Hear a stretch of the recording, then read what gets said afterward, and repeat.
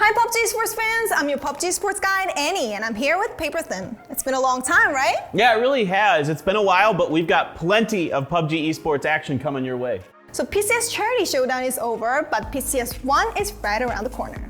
Yeah, exactly. We've got 4 days with 5 matches per day in each of the 4 regions. And there's 16 teams in each region, so that means there's 64 teams competing in total for those 4 championship spots. So have you heard the Pick'em challenge is coming back? Yeah, I'm really excited. I saw the preview for the new skins and they look super cool. Yeah, that's right.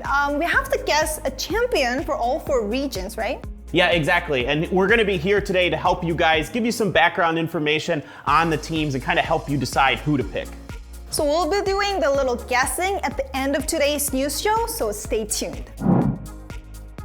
As always, we're going to start with APAC region. PCS1 is going to start off with APAC on June 25th. 16 teams are already decided by regional leagues and regional qualifiers. Yeah, there's 7 new teams that are going to be coming through from this. 2 of the top teams from the last time did not qualify. Division X Gaming and Archangel Predator are not going to be with us this time around, so we will be crowning a new champion in APAC. The team I would like to highlight from this region is MSC Theraton from Thailand.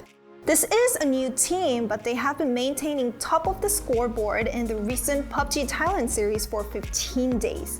The key player from this team is Yoshi Mimburi, the Thailand superstar. And this team also consists of former Tokyo Striker members, so I'm really excited to see them competing in PCS1 APAC.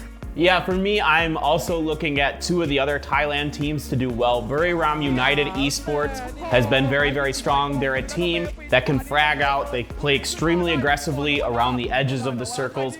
Q Confirm, on the other hand, is a more balanced, kind of more traditional style team, but they're also a very, very strong team from Thailand. Finally, I'm looking at Divine Esports from Vietnam. They've consistently made it to these big stage events, so I'm waiting for them to really break through at one of these.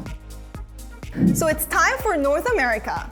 3 weeks of group stages have just finished and all 16 teams were decided. So one interesting point is that Sonics, Shoot to Kill, and Oath took top 3 in both PCS Charity Showdown and PCS1 group stage. It was also interesting that Oath and Shoot to Kill tied with the overall score. Yeah, exactly. So both of them had the same total score. However, in competitive PUBG, we determine who gets a higher placement when they tie based on the number of kills. So in this case, Shoot to Kill had more kills than Oath, so they were 2nd instead of 3rd. So this time Shoot to Kill won, right? This time. Then which team do you think has higher possibility of being champion in North America from these top 3 teams? I think it's really hard to say. Between Oath, Sonics, and Shoot to Kill, they're all really, really good right now. Oath, we've seen them have the ability to pop off and put up crazy rounds. They won 4 games in a row at the Charity Showdown on the final day. Shoot to Kill has consistently been a 2nd place top tier team in NA. And Sonics, just now with the addition of Mime on the team, they've been fragging out. So it's really hard to say. They're all really good. Yeah, it's true. And I heard that Drussel is coming back. Yeah, so he's a player that many people in NA are familiar with. He was big in the 2019 scene. He competed in the PGC event in 2019 as well. So a very strong player. He's moved over to Exodus now. They didn't do amazing in the group stage, but maybe there's some growing pains with him being there. Definitely a team to watch out for going forward. In Asia, most of the participating teams were decided in advance, so participating team lists are very similar to those of PCS Charity Showdown. Yeah, exactly. You're going to be seeing a lot of the same teams, a lot of the same rivalries, a lot of fighting over the same landmarks and rotations, so it should be pretty exciting in that regard. That's right. And we have 3 new teams. 1 team, VSG from Korea, and 2 new Japanese team, Crest Gaming Xanadu and Element 36. Yeah, so I think a lot of our international fans are going to be very excited to see VSG back competing on the big stage again. It's been a while for them. They haven't been back on an international stage since the Face It Global Summit. But now we're seeing a little bit of a different look for VSG. Wicked and Mental, 2 perennial contenders from Korea, have moved over to VSG and perform extremely well for them. The other team I'm really interested in watching is going to be Crest Gaming Xanadu. We haven't seen them since PGI 2018. So this is really exciting to see one of the old school PUBG esports teams from Japan come back and make it to compete at an international competition. On top of that, one of the most interesting watch point in PCS1 Asia will be rivalry between gen.g and Tianba Gaming. gen.g was playing so well in KR qualifier recently, and PO is crazy these days. So he averaged 2.5 kills and like 454 damage per match. This is a lot in the pro scene. Yeah, it's going to be really interesting to see with how well gen.g has been performing. They've been getting better and better as time goes on, if they're going to try to compete with Tianba Gaming for South George. Now, they didn't at the Charity Showdown. I think they maybe should. They're really strong right now. Tianba has been struggling in China recently in some of their events, so maybe there's a weakness here to take advantage of. However, I know gen.g is comfortable going to other spots like Mill to Power if they need to. I'm also curious how Team Kirsten would play because they were the biggest contender to Tianba Gaming.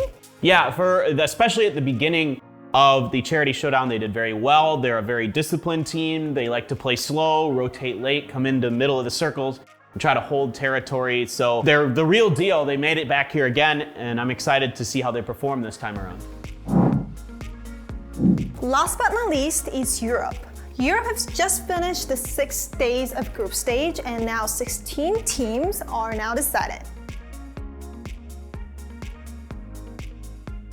There are a lot of landmark fights going on in PUBG esports scene, and this happened in Europe too. So there were this battle for Hacienda del Patron between Unity and TSM, right? Yeah, exactly. It's a central spot on Miramar, therefore a lot of teams are really interested in trying to fight over it.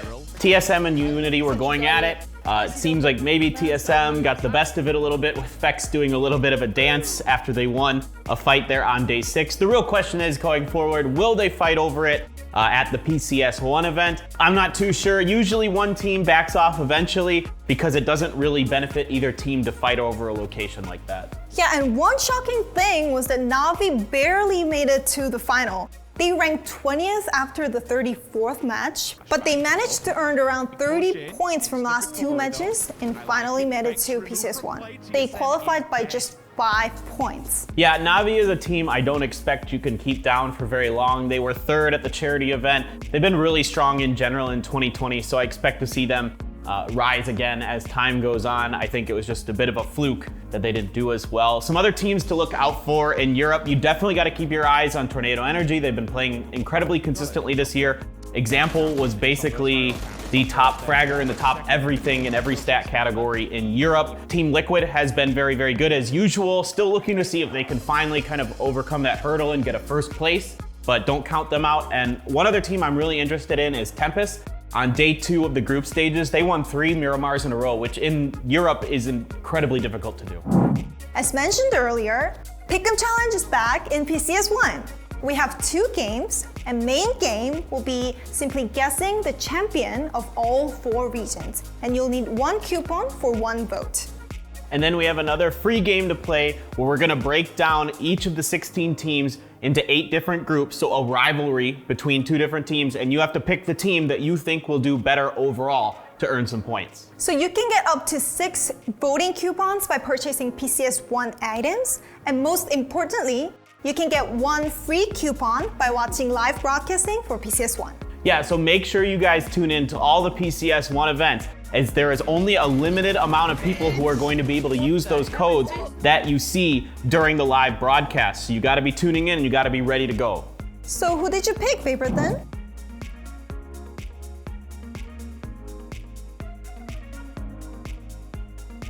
Let's see who gets right in the next episodes, and stay tuned for PCS1. Oh, and don't forget to like and subscribe.